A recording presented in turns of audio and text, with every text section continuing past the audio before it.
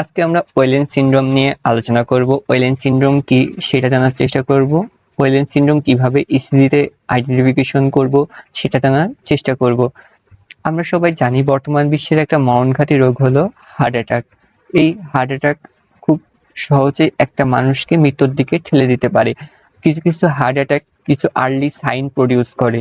এই সাইনগুলো যদি আমরা আর্লি ডায়াগনোসিস করতে পারি তাহলে সেই পেশেন্টটাকে অধিকাংশই সেভ করা যায়। তো আমরা যদি একটা গল্প দিয়ে আজকের ক্লাসটা শুরু করি।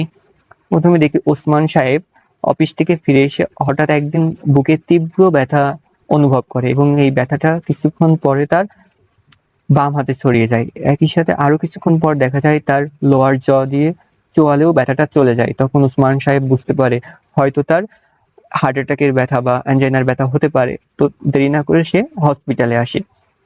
কিন্তু হসপিটালে আসার পর সে লক্ষ্য করে তার ব্যথাটা আর বুকে ব্যথাটা আর নাই। কিন্তু এই বুকে ব্যথার কথা ডাক্তারের বলার পর ডাক্তার তো নর্মালি তার একটা ইসিজি করে দেখতে চাইবে, কিন্তু ওসমান সাহেব বলে না, তার আর ইসিজি করার দরকার নেই, এখন তার কোনো বুকে ব্যথা নাই। তাও ডাক্তার জোর করে তার একটা ইসিজি করে এবং ইসিজি করে ডাক্তার অনেক উদ্বিগ্ন হয়ে পড়ে, কারণ ডাক্তার ইসিজিতে এমন কিছু দেখতে পারে যেটার মাধ্যমে সে ভাবে যে ওসমান সাহেবের একটা ম্যাসিভ হার্ট অ্যাটাক হতে যাচ্ছে।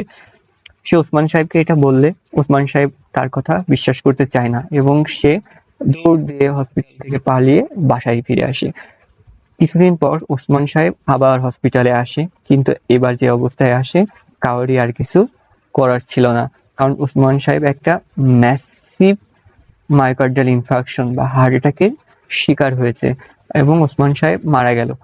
এখন আমরা জানবো যে ডাক্তার সাহেব সেই ইসিজিটাতে কি এমন দেখেছিল যার কারণে তখনই সে বুঝতে পারছিল যে ওসমান সাহেব একটা ম্যাসিভ হার্ট অ্যাটাক হতে পারে।